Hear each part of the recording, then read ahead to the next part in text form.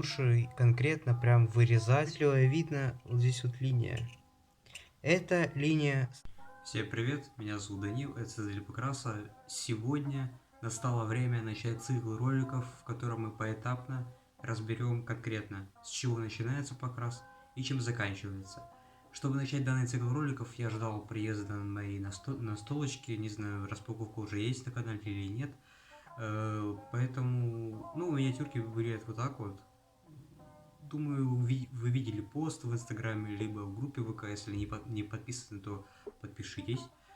И сегодня вот расскажу вам про облой. У меня миниатюры из смолы, поэтому я вам расскажу разные моменты, разные инструменты, как убираю облой я, как его нужно убирать. Думаю, многим это будет полезно, очень многим, потому что вижу очень много ошибок, о которых я сегодня вам расскажу. Ваши пальцы будут целые, а миниатюры будут красивые. К сожалению, мы не можем с вами вот так вот в этом ролике именно вещать вот так, вот в таком формате. Поэтому мы телепортируемся с вами за мой рабочий стол, на котором я вам конкретно уже покажу, что, куда и как. Вот. Приятного просмотра. Предлагаю приступать. Что есть облой? Облой это у нас, как вы можете видеть на данной миниатюре, отчетливо видно вот здесь вот линия.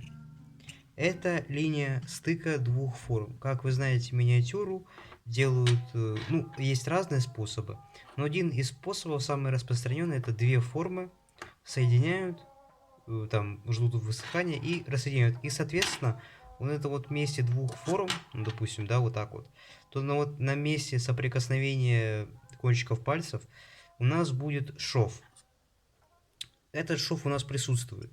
И шов идет по всей миниатюре. Получается, он идет вот так вот, вот так вот, вот так вот и вот так вот. Или как-то по-другому. По-моему, так. Вот здесь видно. Вот так вот. И, соответственно, где он здесь идет? Здесь он идет как-то вот так вот, как-то по одной из этих граней, вот, или вот здесь. Вот, в итоге он здесь вот. Здесь снова продолжается и идет вот так вот и вот здесь. Вот, видите, оно идет прям ровно, вот так вот по всей. Не по всей, вот ровно прям по линии. Как вот были формы, так и идут. Поэтому не надо где-то его искать там где-то еще. Хотя нет, стоит его искать в других местах, потому что миниатюра может быть сборная, то есть ее собирали и потом склеивали.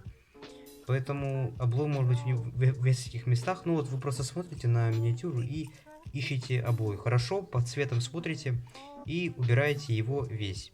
Теперь немного расскажу вам про материалы. Как вы знаете, миниатюры бывают из пластика. Вот, как и большинство миниатюр для варгеймов. Это, например, технолог, на котором я тестил на УМ первый раз. Вот, бывает из пластмассы и, соответственно, бывает из смолы. Также бывает из железа. Вот, я работаю чаще только с двумя видами материалов. Пластик и конкретно смола. Смолу лучше убирать скальпелем, потому что если мы будем использовать надфиль, будет очень много такой махры, будет неровный край, и это будет все некрасиво, в итоге все равно придется дорабатывать все скальпелем. Поэтому мы изначально осторожненько вот так вот, я вам сейчас покажу технику, вот такими вот движениями, вот прям ставим так вот немножко под наклоном или перпендикулярно и немножко вот так вот счищаем. Вот. Не боимся ничего сделать, потому что если вы будете говорить, ой, как-то сильно видно, все равно грунт это все перекроет. Я ж надеюсь, вы грунтуете свои миниатюры. Следующий видео, кстати, будет о грунтовке миниатюр, поэтому не пропустите, подписывайтесь на канал, включайте колокольчики и посмотрите видос про грунтовочку. Кстати, прикольно получился, как по мне. Вот. И вот мы счищаем до того момента, пока мы не трогаем и не понимаем, что, то есть все ровненько идет, ни палец не цепляется и все. Можно переходить там к другим частям миниатюры. Важный момент.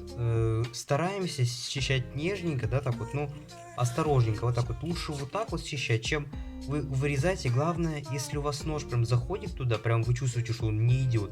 В один момент он может так вот соскочить и врезаться вам в палец. У меня такое уже было раз, наверное, 5. В общем, будьте осторожны, скальпель очень острый. Я думаю, у вас тоже, если вы покупаете его, они все очень острые. Порезаться о нем, и можно порезаться и даже не заметить этого. Поэтому мы делаем все очень осторожненько и стараемся делать, не, если вы чувствуете, что глубоко так вот зашли, лучше вытащите нож и осторожненько там как-то соскребите. Вот. Старайтесь, чтобы нож там не так вот, если вы что-то там уперся или что-то еще, он может легко соскочить вам в палец. Если вы думаете, что эта история не про вас, эта история про вас, она вас коснется, поэтому будьте осторожны, соблюдайте всю эту технику безопасности, орудуя острым прибором, и все у вас будет нормально, если вы будете придерживаться данных правил, работать так, как я вам рассказал. Предлагаю вам сейчас посмотреть в ускорении, как я это буду делать. Э, Если что-то осталось непонятным, думаю, вопросы пропадут. В общем, предлагаю вам отаблоить данную миниатюру. Если будет мало материала, возьмемся за еще одну. Приятного просмотра.